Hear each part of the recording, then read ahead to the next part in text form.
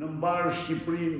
Kryedemokrati Sali Berisha përshëndeti emërimin e Eric Wendt, të besuarit të Donald Trump, në krye të delegacionit diplomatik të SBA në Shqipëri. Gjatë bashkëbisedimit të së shtunës me ndjekësit në rrjetet sociale, Berisha vuri theksin tek lufta kundër korrupsionit si një prioritet edhe i vetë presidentit Trump. Ju uroj mirëseardhjen. Kam bindje se në zbatim të direktivave të qeverisë amerikane dhe presidentit Trump, lufta për zbatimin e ligjit kundër korrupsionit dhe krimit organizuar do të jenë të një rëndësie shumë të madhe.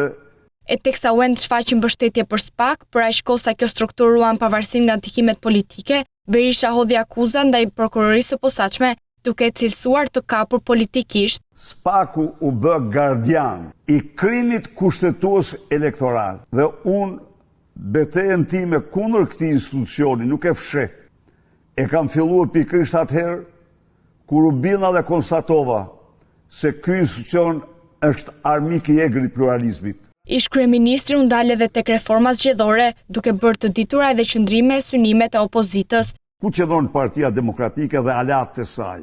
Qëndrojnë për listat hapura, plotësisht. Ndërsa u shfaqsua për sistemin aktual e gjeti fajtorit për mos funksionimin e tij.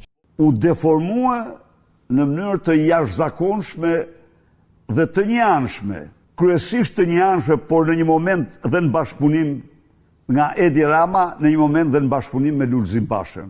Referuar situatës politike aktuale, Berisha theksoi mbështetjen ndaj protestave dhe kërkoi që demokratët të vijojnë të marrin pjesë, ndërsa u ndal tek hapja konsulatës serbe në Shkodër, për të cilën tha se është dëshmi se kryeministri Edi Rama është argat, siç e konsideron ai, i Aleksandar Vučić.